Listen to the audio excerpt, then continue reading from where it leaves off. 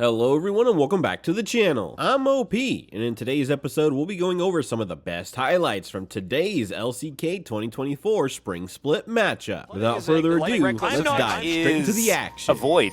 Yeah, I don't know about that. Satab is going to face check, and he's really dead. And I was about to say, the one part of this composition... An early gank here from Lucid. Yeah, speaking of vision, there was absolutely none. Where Lucid walked is now bled up. He's in this brush. And Teddy, he's the one that's going to lure them away, wanting to make sure that it's not a double kill. The crashdown comes in, and Teddy will be taken out. Aiming collects that one. And that is two very early kills here for D. Weaver's Wall. Yeah, that's going to spell the end of it. And now even the Keeper's Verdict is going to come down just to say, nope. I'll just take turrets the old-fashioned way with Bubs. And that's what we want to do. Sponge is trying to ult. Oh, God. Oh, God, he might just straight up die. Aiming is ganking them from behind the turret. And there are Bubs here. Remember, this is 6 Bubs strong. So this outer turret is not long for the world. And my goodness, what an incredible... Like it. Yeah. That's not a Lucian moment, that's a Winshin moment? Yeah. Is that what we're saying? All right, Satab going to get flashed on here. As the tidal wave comes in, the explosion is enough. Cool guys do not look at them though, and Showmaker is absolutely a cool guy. Now Lucid making his way, and he's just going to Magnus Storm on the spot, being a brick wall, but Rascal's going to go all out. And Lucid does have to use that crashdown to try and escape Kingin. Kind of a monster in this fight, but there's a Cassante, and he's still a problem. Kingin somehow survives. Is this Worlds 2022? Is he back? As now Showmaker comes around from the side, but Sponge able to walk it off as the Poppy, and Satab, the only one to fall down. We call Lucid. Gets accelerated, and this one definitely is. Rapid fire cannon now completed as well, and we've got fights all over the place. Aiming just frontlining here, and Satab once again in trouble. Will get knocked up, pulled back, and Kingin just going to cut him down where he stands. Yeah, no Herald or... It's working out beautifully. Now taking down an inner turret here as we crest the 20-minute mark. And, I mean, no items will still allow him to do some amount of damage, but he's just going to leave, actually. And Teddy's going to try to leave as Showmaker using the Inspire Shield, and there's the crash down. My God, the damage. Magnus Storm is going to pull Teddy back, and it'll take a bit of damage there, and an extra smite for Baron. And now we're going to contest with a teleport here. This could be problematic. Look, Lucid, no smite. He is only 4 times his opposition's damage. I think that could be higher as well. As Pleto taking so much damage here. There's the flash forward, the Shattering Strike as Sponge wanting to be a bit of a frontline. They are actually winning out in the 3v3. The 2v2, though, you don't want to look at if you're a DRX fan, as Rascal is unfortunately going to fall down.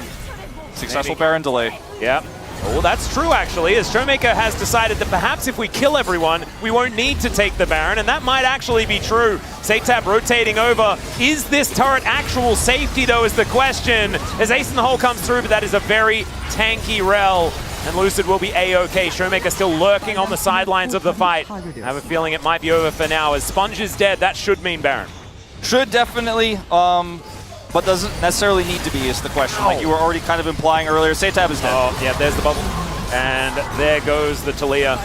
10 stacks of Dark Seal as well. If he hits Teddy, that's at least half his health bar. Like at least, yeah. And that's like without the burn on the ground. Oh, come on, Showmaker, press it, press it, press it. Yeah, let's see what happens. As they are going to push in Lucid. Does a bit of damage there to Rascal, but the Magnus Storm onto 4. The bubble comes in as well, and they're being culled. Absolutely decimated. We had our eyes on the Karma, but it was everybody else that was tearing them to shreds. And Showmaker will finally take down Sponge. Rascal is defecting. He's running to the other side of the rift because he knows this game is done. Dplus will break open the base here at 25 minutes and maybe just look for a purple buff to wear as they kill the enemy. Yeah, I mean... And he does take that bounty gold like you were talking about. This Drake basically forgotten at this point in time. Dplus have better things on their mind, as it turns out. TP, oh man, that damage is real. Pleta is going to have to heal. Yeah. And Aiming is just going to dash up and try to destroy Teddy. The culling is going to be blocked, though, by Rascal quite nicely. He's still Cassante after all. Seismic shove onto Aiming, but it's just not really doing too much. Kellen tanking the Ace in a Hole is, oh my goodness, okay. There goes the theoretically tanky Poppy as Teddy's just trying to survive, but he is so far away from his teammates. That's an all-out, and Lucid once again uses it as a taxi, and everyone's just exploding. These Qs from this Karma are nuclear. Yeah, he is just, he's shooting 2-pointers, not even 3-pointers, man. Yeah, Slam no, dunks. this is ridiculous. Teddy's like, just please end the game. And they are going to acquiesce. Also, There is. have those setups that are possible. This is really interesting from DRX, and I'm really glad that we finally get to see the Twisted Fate. So, if it's 80 Twisted Fate, standard is Kingen maybe endangered. Destiny going to be used here towards this top side of the map. And Kingen, I think, has realized that he may not be getting out of this one. And there is First Blood going over to Rascal. And he didn't even manage to clear much of the minion wave. That's a really great... So well into the Karma. You know, he's clearly got experience on this pick. And Rascal, he has ult. Yep, this is returning the favor. That's what we like to call it, as Kingen's going to land all of those sweet spots, and it's looking all too easy. All right, that's an even bigger minion wave, and he's going to get even more punished. But it isn't really going to do much for him in this scenario. Like Kingen before him, and there is just no way out of this. Yeah, and Magical Journey going to come through here as once again there is a Horse Lady being delivered, and this time I think Pleta may die. He had Flash, but he just didn't have a chance to use it. This scenario, let's just say, it's still, again, small lead here for Dplus as... Okay, I've got some Qs landing here for Kingen. As Hookshot going to come down. There's the Hextech Ultimatum as the Bard going to keep Kingen alive. You can see opted into that one as now Shomek able to teleport in. And it was all just a cunning ruse here by Very nicely done. But I think for me, it's been these roams from Kellen that have been just outstanding. And Showmaker once again going to do that walk up to Satab thing. He takes a fair bit of damage, but a Magnet Storm comes down and he'll have enough. As, all right, never mind, just one last poke. And there it is, Lucid able to tank up the turret for what feels like forever. True Shot Barrage is going to it is a beautiful ability. I'm glad we get to see it. Oh, value! There you go. There we go. Hasn't missed an ulti yet. Heal. All right, that's a flash for flash. Kellen is just hyper aggressive. Okay, do we get the trap down? Yes, we do. There's the headshot as well. The net and another one. Nothing but net, baby. That was takes away a gold card, and if Lucid's not here, he wins that. Yeah, but you got to always think about the jungler, and he did not. He goes down. He almost. Oh god. Wait, out of the replay into the replay. It's kind of crazy as Kellen once again just drifts over the wall. His headset off. He looked so frustrated about the scenario. Now he's pushed out of lane again. It's going to come here topside. All right, Kingen going to get stunned up. There's another Hextech Ultimatum. He's going to bounce around. Everyone's in melee range. Normally a thing that Aatrox is like, as he does get the flash out of Rascal in the end, so not going to be a wasted one this time. But it will mean that this outer turret on the bottom side of the map will fall down, aiming with a whole bunch of spare time. It's exactly what the Caitlyn wants, and we'll see whether they can return the favor with this turret going down. As, all right, the Poppy is going to find Showmaker making his way in. Arrow is going to miss this time around as the Tempered Fate was there. It isn't actually going to be utilized, but still enough here with the Cosmic Binding coming down. Somehow Showmaker managed to miss that Q, and that was more impressive than if he had landed it, in my opinion.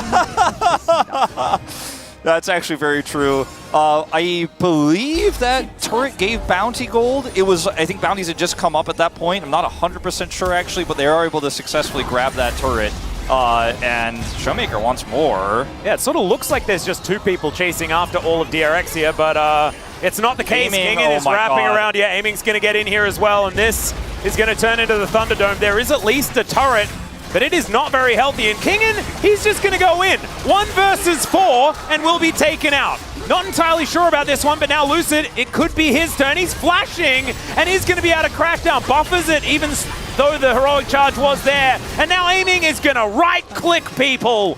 I am very glad that he did and that this was very successful. Otherwise, it was Dplus softball and DRX back into the game. But luckily, Aiming is so massively. We're talking about Camille Twisted Fate. Like, the Camille can kind of do things. Satab, not so much. It's not twisted anymore. It has been tempered. Satab will be pulled back. Kingen just going to land on top of him there, showing the DRX logo to the DRX player. Insult to injury there. They will be able to take it. Not a 1-3-1, but a 2-3-0 right now with the Twisted Fate and Karma. That sounds a little bit too much like math on stream to me. Yeah, they paired up this time. I don't think it's going to be a successful pairing compared to what happens down here with a Rift Herald pushing an inhibitor. It's not actually fair because there's an extra player and her name is Shelly. She's going to headbutt this turret and Sponge has to flash away.